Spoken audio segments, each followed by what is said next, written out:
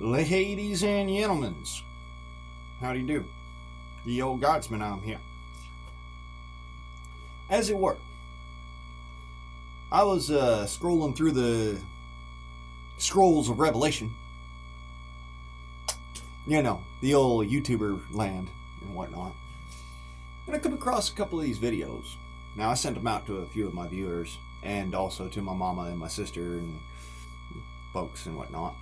And I wanted to bring this attention to y'all. Quick shout out to the individuals who made these. I don't have them off the top of my head, so you will find these videos linked in my community page. However, I had to speak on this. Insurance basically making it so that you cannot drive an older vehicle, making your older vehicles worthless.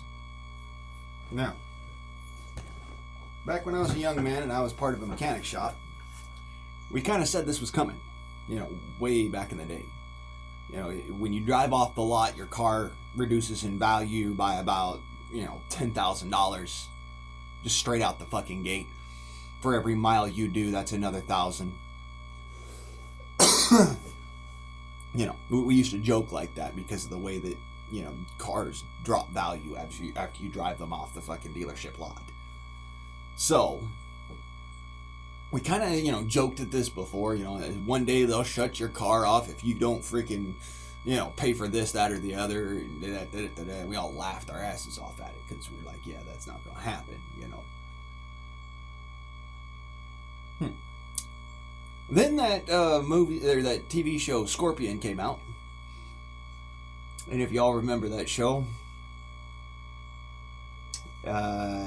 gentleman hacked a freaking Mercedes and shut it down through the cigarette lighter.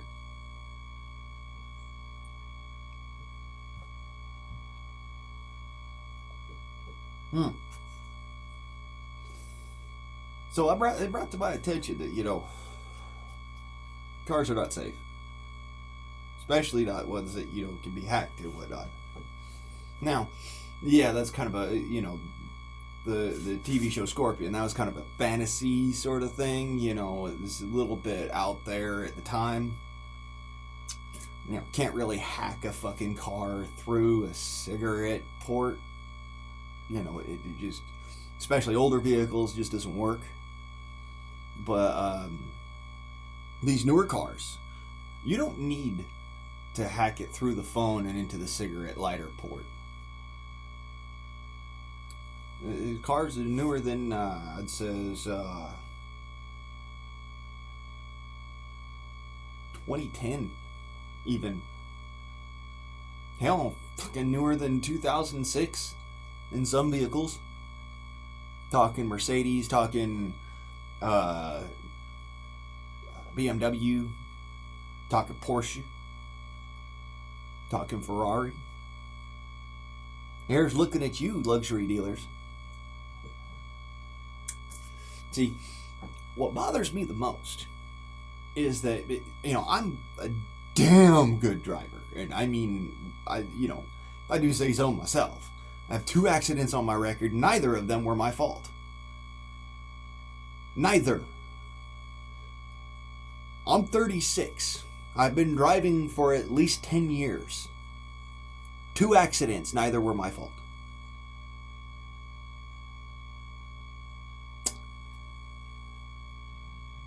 So, it's not really necessary. You see my point? Yet I would still be relegated to purchasing a new vehicle which has these automatic shutoffs and whatnot, automatic cutoffs. That they say that they're not fucking possible. They say that they're, they don't have the right technology, this, that, and the other. I'm here to tell you that is a lie. Because if they propose that these things be possible, that these things be added to your vehicle, that in order to make the roads quote unquote safer, if they propose this, then it already exists. It's just not implemented.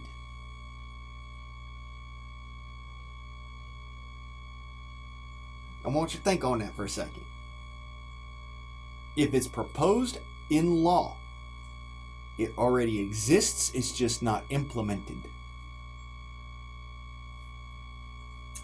So the question remains, are you willing to put your life at risk of, say, somebody who's not altogether a savory character getting a hold of that particular information in order to shut your vehicle down? Or, for that matter, some of these things can be manipulated. For instance, like, the vehicle slows down to 25 miles an hour, so the individual who is in the vehicle cannot run from police. This could be manipulated that in the instance of a crash or the instance of, dangers on the road, that vehicle is then is actually forced through the autopilot, thingy, auto driver thing, to accelerate rather than reduce speed.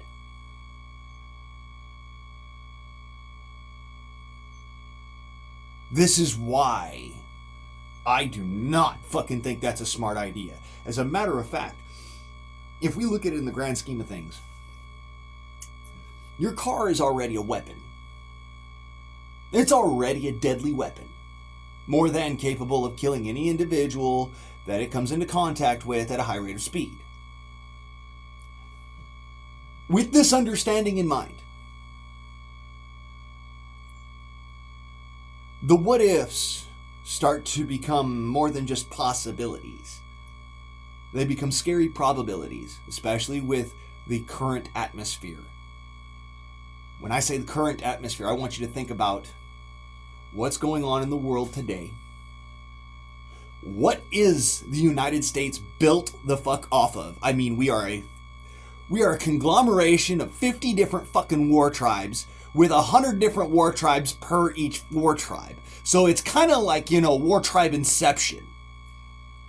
And you want to stick control over a deadly weapon in the hands of individuals representing that.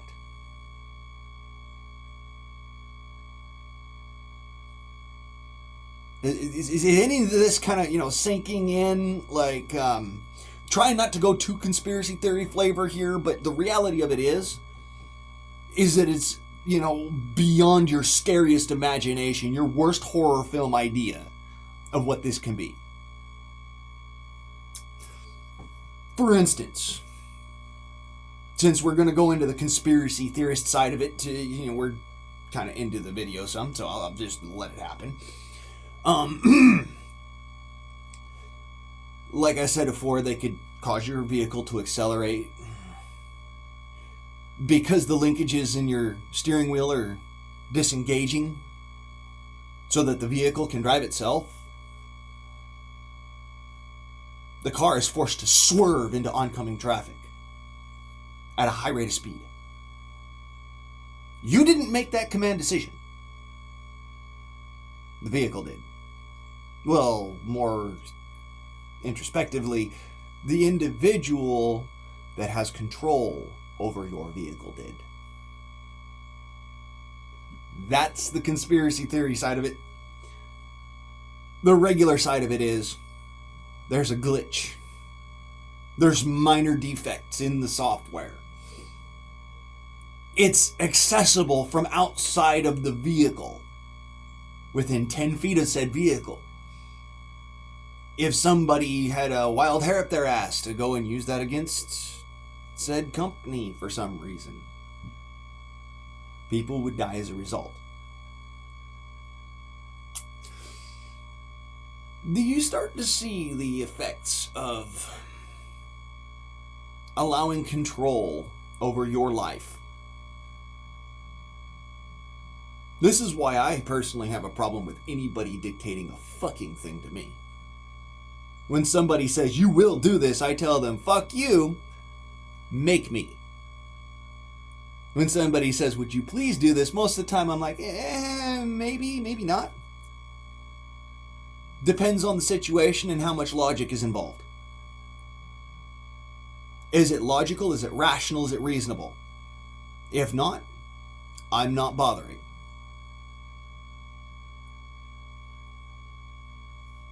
This is why it all comes down to dictatorship, because you and I are rational people, but, well, we are not represented by rational people. We are represented by emotional people. And anybody that knows anything about emotions, they make you irrational, dangerous, reactive, and oftentimes very aggressive. Anybody that has ever dealt with that kind of BS knows, beyond a shadow of doubt, that that is not somebody that you want making command decisions in your life when your life is on the line. Let me put it to you in words and perspective you can understand. You are in a national park. There is a bear and its cubs, a bear mama and its cubs, eating grass. Your friend says, we're gonna go take a selfie with those bears. You think this is a bad idea because you look at things rationally and logically. However, they have command decision over your life. So they have the ability to drag you by the hawser. Hawser is a choker with a chain. Okay? They drag you by the hawser to those bears.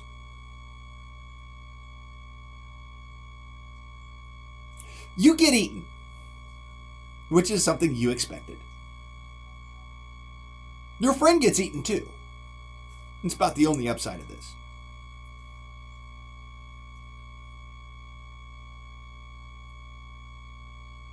You see, the command decision being placed in somebody else's hands is not exactly great for either of you.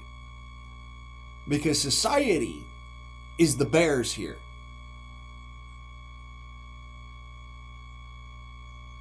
Society and the fact that your vehicle is making a command decision for you is your friend going at the bears. So your vehicle kills you. Your friend's making that command decision, so-called, in this analogy. Society goes after your friends too. Because you ended up crashing. So the investigation tracks down the individual who did it and says, this is the problem, instead of looking at the real problem. You wouldn't have crashed if you were able to make the command decisions. I rest my case.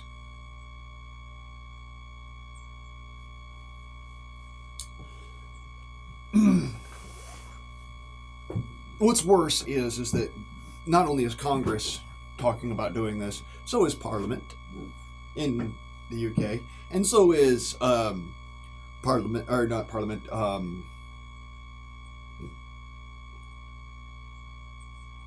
what y'all call it in Australia? I forgot. But they're talking about it in Australia. They're talking about it in the EU. They're talking about it in fucking the Slavic countries. They've already fucking implemented this shit in China. They've already implemented this shit in Japan. And y'all want to tell me,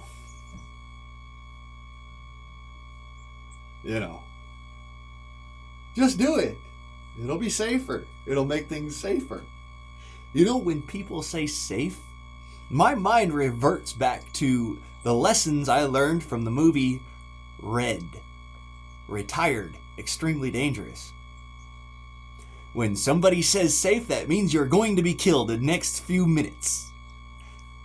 So avoid them. and maybe kill them first. That's literally from the fucking movie.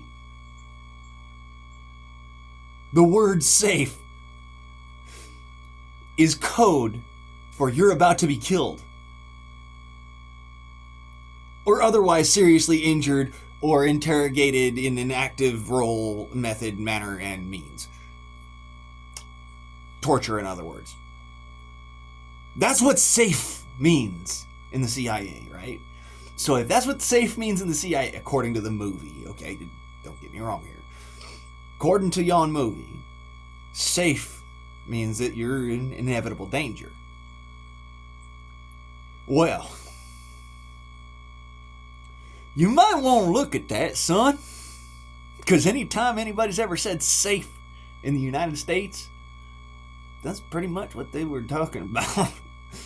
Don't worry, you're in inevitable danger. Don't worry, you're safe. No, don't worry, because you need to respond. That's what that's about. See, again, this is one of, it just all comes back to the situation of you are the one who is there for you. Nobody else has your back like you do. Because nobody is living in your skin. They are living in their own. Plan accordingly. This has been Ye Old Guardsman and motherfuckers. I'm out.